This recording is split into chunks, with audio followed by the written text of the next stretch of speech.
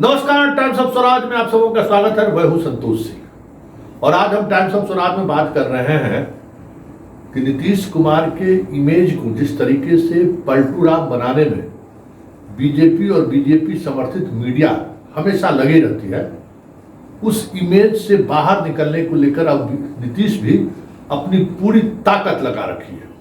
जी हाँ, अंदाज कुछ ऐसा ही है।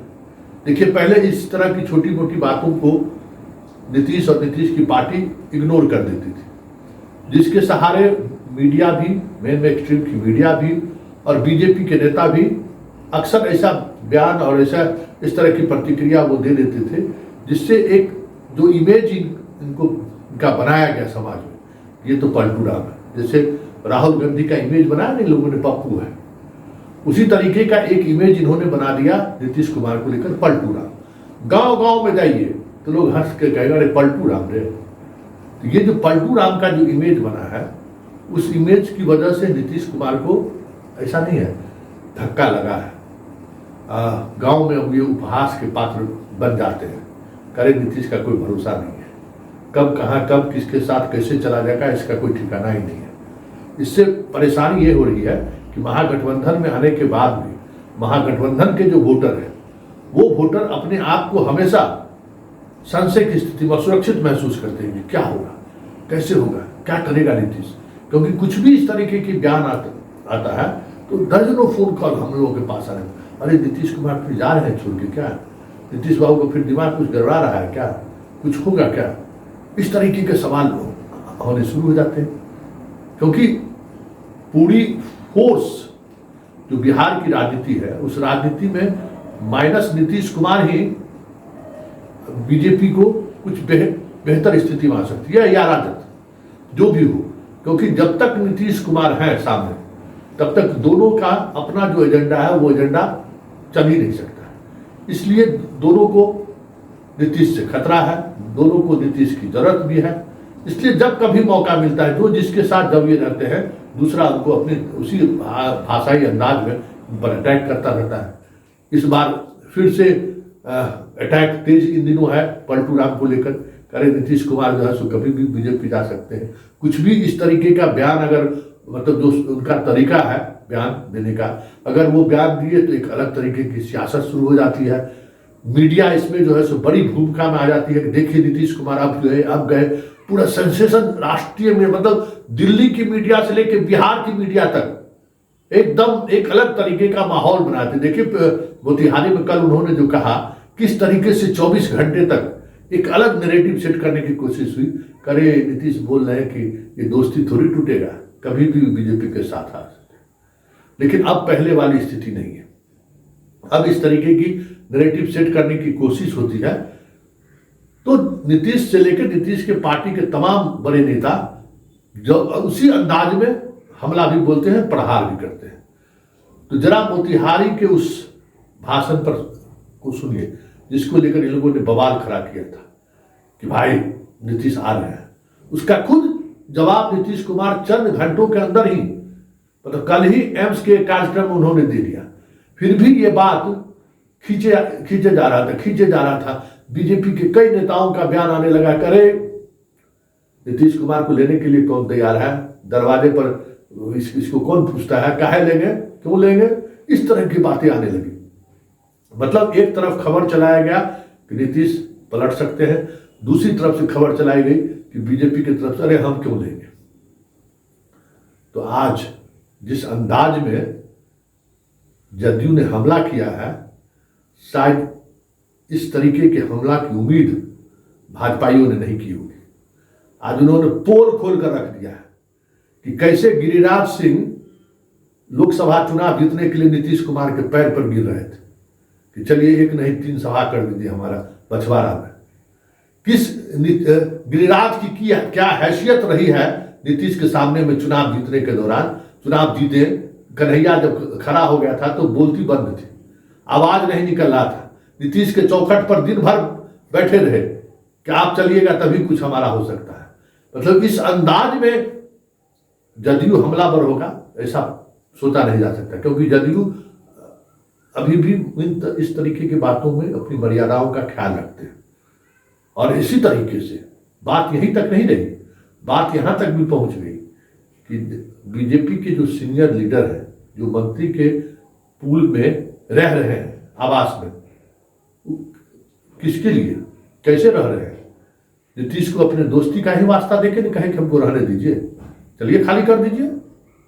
क्यों नहीं खाली कर देते हैं? इतना शर्म है तो खाली कर दे। वो किस बेशर्मी से उस पूल मकान में वो रह रहे हैं, जबकि वो मंत्री का मकान है। तो नीतीश कुमार व्यक्तिगत रिश्तों का सम्मान करते हैं। अगर उस सम्मान को ये लोग पलटू राम साबित करने पर लगे हुए हैं तो अब आप खाली करिए मकान। और गिरिराज बाबू अपना किस तरीके से चौखट पर गिड़गिड़ा रहे थे, जरा उसकी याद करिए। तो आप सुनिए, ललन सिंह का अंदाज और अशोक चौधरी का अंदाज, दोनों का अंदाज पलटू राम को लेकर जिस तरीके से एक माहौल बनाने की कोशिश मीडिया और बीजेपी के द्वारा की जा रही है, और किस गंभीरता से अब इस तरीके की खबरों का खंडन हो रहा है, या इस तरीके की खबर को लेकर कितना बीजेपी के खिलाफ एग्रेसिव हो रहा है जदयू, जरा इसको देखिए। पहले नीतीश से ही हम शुरुआत करते हैं।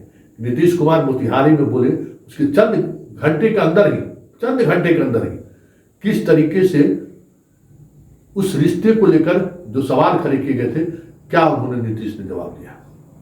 जितने लोग हमारे हैं सब साथी है, छोड़िए ना भाई, हम अलग हैं आप अलग है, छोड़ो रे का हमरा तो दोस्तिया कहियो खत्म होगा। जब तक हम जीवित रहेंगे आप लोगों के साथ भी मेरा संबंध रहेगा, चिंता मत करिए। और सबको तारीफ करते रहते, लेकिन इसके लिए कोई जरूरत नहीं। और कोई पत्रकार को हम नहीं कहेंगे कि मेरे बारे में भी यहाँ कुछ बोलिएगा, मत कुछ बोलिएगा, हमारा कुछ मत बोलिएगा, फालतू बात है। आज हम दूसरा जगह बोले हैं तो उसी में अंड बंड बोल दिया। वहां पर हमारा जो पुरनिका सत्य यहीं पर बैठे हुए ना बीजे, तो उस समय भी बहुत लोग बैठे हुए थे, तो हम उसी समय उनको कहे करे याद न है भाई, यहां पर जो किए थे आप साथे थे, भुलाइएगा नहीं। तो बेचारे ताली बजाने लगे। तो जितना तो आपने देखा। अब जरा अशोक चौधरी का बयान सुन लीजिए, गिरिराज सिंह को लेकर और उन बीजेपी के नेताओं को लेकर, भवन निर्माण मंत्री है जिनको नीतीश कुमार के रहमो करम के कारण सरकारी मंत्री पुल में उनको जगह मिली है, वो छोड़ दे अगर शर्म बचा हुआ। सुन लीजिए अशोक चौधरी क्या कह रहे हैं। किसी के साथ आपकी कार्यशैली रहती है, कार्य प्रणाली रहती है, तो लोग जुड़ते हैं। तो नीतीश कुमार जी ने कहा कि भाजपा के साथ हमारे पुराने संबंध हैं, यही ना उन्होंने कहा, और ये पुराने संबंध कभी खत्म होगा, इसका क्या अर्थ है? नंदकिशोर यादव, शाहनवाज हुसैन, मंगल पांडे, रामप्रीत पासवान, प्रेम कुमार, ये 5 आदमी ऐसे हैं सीनियर लीडर जो नीतीश जी के मंत्रिमंडल में भारतीय जनता पार्टी के साथ थे। उन्होंने आग्रह किया नीतीश जी से कि मुझे अपने घर में रहने दिया जाए। नेता ने घर नहीं खाली कराया। ये तो उनका बड़ा दिल है ना भाई, जिसके साथ काम किए हैं। पॉलिटिक्स विचारधारा अपनी जगह पर है। आप हमको समाप्त करने का प्रयास कर रहे थे, हम अपना रास्ता बदल लिए। बार बार भारतीय जनता पार्टी तो कहती है ना कि बढ़ाइए, जेपी नड्डा आए तो क्या बोले कि क्षेत्रीय दलों के खिलाफ बोले ना भाई, हम तो नेशनल पार्टी नहीं है, तो हमने अपना रास्ता बदल लिया। लेकिन इसको तुल देना और इसके ऊपर ये कहना कि तो पहले कहे सबको ये 5 आदमी अपना अपना घर खाली कर दे स्वेच्छा से, काहे के लिए घर में रखे रहे हुए हैं। भारतीय नीतीश कुमार जी से इतना इनको बेरुखी है, तो जो लोग घर में रह रहे हैं वो सब कहें कि हाँ भाई हम नहीं रहेंगे घर में, काहे के लिए नीतीश जी से मांग कर रखे हुए? संबंध है तभी है ना भाई, तो आप संबंध निभाने के लिए मांगिएगा, और नीतीश जी कह दें कि हाँ हमको संबंध है तो कहिएगा कह रही तो कोई बात है, कोई मतलब हुआ? ताली एक हाथ से बजता है कि दोनों हाथ से बजता है? नीतीश जी के दरवाजे बंद हैं। नीतीश जी के लिए दरवाजा बंद और खोलने का सवाल नहीं होता है। नीतीश जी के लिए हर एक पार्टी इस देश में, नीतीश जी के लिए चारों हाथ, जिसको दोनों हाथ से लोग लेने के लिए तैयार है। इसलिए कि नीतीश कुमार की जो पूंजी है वो नीतीश कुमार का काम है। जो बिहार कभी बीमारू राज्य के रूप में प्रसिद्ध था, आज 10.9% गुजरात और आंध्रा के बाद 10 साल में सबसे तेज गति से बढ़ने वाला प्रदेश है विकास दर से। ये कौन, इसको कौन, हु इज द लीडर? कौन नेता था इसका? इस पूरी 10.9% के विकास दर से बिहार को बढ़ाने वाला कौन आर्किटेक्ट था? किसने बढ़वाया बिहार को? ये सब लोग अपनी अपनी बात कहते हैं, अपना अपना कहते हैं कि हमारे तुम्हारे दरवाजे पर जा के रहा है जो दरवाजा बंद है खुला कर रहे हो। अब जरा ललन सिंह को सुनिए। ललन सिंह तीसरे और 4 कदम आगे बढ़ते उन्होंने कहा कि किस तरीके से मीडिया खबर प्लांट करती है कि नीतीश कुमार का राजद से रिश्ता में खटाई, राजद से जुदाई, पलटू राम पलटने वाले हैं, इस तरीके से वो करने की कोशिश करते हैं। ये अंदाज क्या है ललन सिंह का? सोच सकते हैं ललन सिंह बोलने का अंदाज तो आजकल बहुत फायरिंग मूड में रहते हैं। जरा ललन सिंह के भी सुनिए। मुख्यमंत्री जी ने कहा कि सबसे संबंध है, राजनीति करने का मतलब ये थोड़ी होता है कि हम अलग पार्टी में हैं तो हमारी दोस्ती नहीं है। हम लोग तो रोज कहते हैं कि सुशील मोदी जी हम लोगों के मित्र हैं, सुशील मोदी जी को हम लोगों की शुभकामना है, सुशील मोदी जी को फिर से भारतीय जनता पार्टी अगर राज्यसभा में बना दे तो हम लोग उनको शुभकामना देते हैं। तो हम लोग तो रोज बोलते हैं, इसका मतलब क्या है? सुशील मोदी की पार्टी में जा रहे हैं। नीतीश कुमार भारतीय जनता पार्टी के बारे में कोई चर्चा उन्होंने नहीं की, व्यक्तिगत संबंधों की बात की, और व्यक्तिगत संबंध को राजनीति से जोड़ने का काम मीडिया वालों का है। ये मीडिया ये काम करती रहती है, इसलिए कि मीडिया का कोई ना कोई एजेंडा है और उस एजेंडे के मुताबिक चलती है। कभी कहेगी कि ललन सिंह को सेट करने के लिए नीतीश कुमार ने सेट कर दिया, कभी कहेंगे कि नीतीश कुमार और ललन सिंह में भारी मतभेद चल रहा है, कभी चलाएंगे कि फलानवा को फलानवा से सेट कर दिया, कभी कहेंगे कि ललन सिंह चाहते हैं राजद के साथ नीतीश कुमार चाहते हैं, नीतीश कुमार क्या भाजपा की तरफ जाएंगे, भाजपा की तरफ नीतीश कुमार देखेंगे भी नहीं। और मीडिया ने जो चलाया है वो नीतीश कुमार के साथ मीडिया ने बेईमानी किया। नीतीश कुमार जी ने मंच पर कहा है कि रिश्ते हैं और मेरे रिश्ते हैं, तो व्यक्तिगत रिश्ता अलग है, राजनीति अलग है। नीतीश कुमार कहे के लिए भाजपा की तरफ देखेंगे? वहीं माननीय लालू प्रसाद जी और तेजस्वी यादव जी आरजेडी के लोग 9 अगस्त 2022 को नीतीश कुमार जी के साथ गठबंधन में शामिल हुए, तब से उन लोगों को प्रताड़ित किया जा रहा है। क्यों प्रताड़ित किया जा रहा है?